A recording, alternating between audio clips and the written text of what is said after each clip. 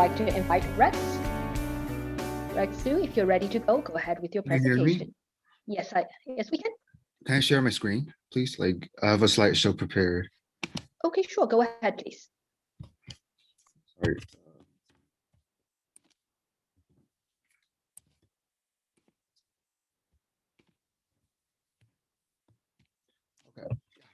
Before I start, I just want to say thank you to GYC for giving me such a wonderful opportunity to present my thoughts. So, hi, I'm Rex. Today I will be discussing climate change and its direct influence on global peace. And in this speech, I will talk about why it's so important to pay enough attention, that we have to pay enough attention to climate change and its connection with global peace. Did you know that if we don't do anything right now, to help solve climate change, by the mid 21st century, we'll have 8 million coastal population losing their homes. Climate change is the biggest enemy to global peace. Climate change causes sea level rising and increasing numbers of hurricanes. If coastal countries and economies become damaged by these problems, it will bring a more intense international relationship because many nations will be in a very unstable state. I have three reasons why it's so important that we have to pay enough attention to it. First one is the migration of the coastal population. As we just mentioned, there will be 8 million people losing their homes, and over 500 coastal cities will be affected by the issue. By land, coastal population will migrate inland and causing entire society and country to be in a very unstable state. The second reason is economy. The subsequent economical loss due to migration will be gigantic because we currently have about 50% of the global population live within 200 kilometers from the coastline. In addition, it is a very big threat to coastal countries' economy.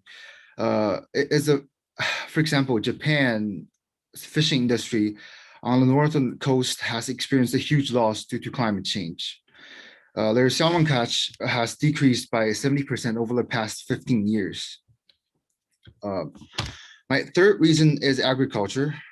Due to sea level rising, salt water is entering and harming coastal agricultural land and crops. Many crops are highly salt sensitive. Soon there will be coastal countries start having shortages in food. If the problem of climate change and sea level rising is not solved, this will be a very serious problem and it will cause famine in the coastal countries. What can we do? It seems like there's nothing we can do individually, but we shouldn't think that way. We each have a responsibility to fulfill as a member of Earth. We should walk or bike more when the distance is not too far. We don't have to drive to reach any destination. These are, and we can turn off the light when we're leaving the room. And these are helpful in terms of reducing carbon emission and green gas emission. And there's a lot we can do to take action to help solve climate change. And thank you for listening. Thank you, Rex. I can hear your frustration regarding global warming and how that is affecting global peace. Yeah. Now, I would like to invite Professor Ruth Hill to ask you your first question.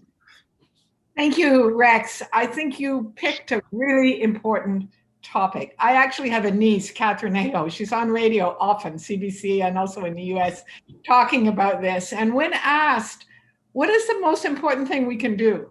Because I think that question of yours is a really key one.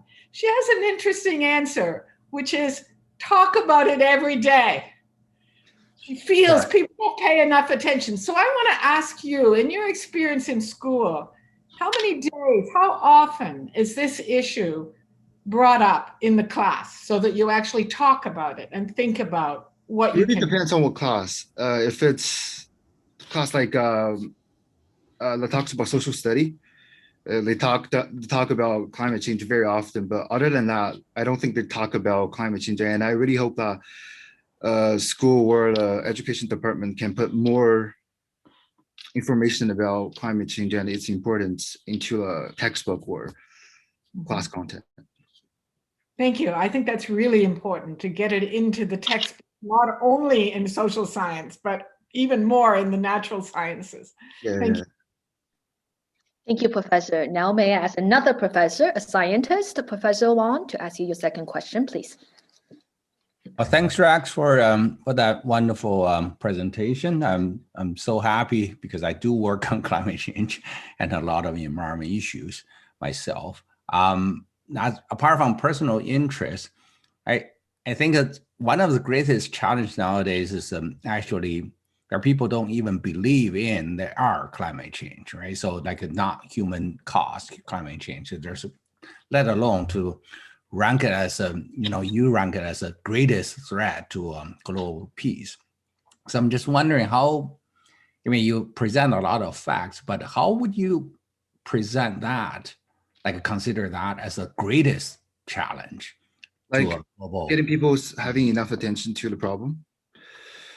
I think the biggest, so you think that's above ideology conflict and above the political, all this business conflict and all these other things? I mean, that's sort of a hypothetical question. Like how do I get their attention? Yeah, I would say people like Elon Musk, he is emphasizing, I mean, he's a very famous celebrity, right? So he's keep emphasizing the importance of using clean energy, which I think we need more people like Elon Musk to talk on the news media and emphasize the importance of, because they have lots of fans, right? Their fans really pay lots of attention to their opinion. So I think we need more people like Elon Musk. That would be my solution to the problem. Having celebrity talk you about. do believe, you do think, climate change is the greatest challenge to global peace. So above every other things. I think so. I think so. It might cause like famine in the coastal area where countries might have to fight for resources because they're having food shortages or etc. And that they have to fight for it. It's more likely that they're gonna have conflicts. Okay, thank you. Thank you, Professor, and thank you, Rex. You did wonderful.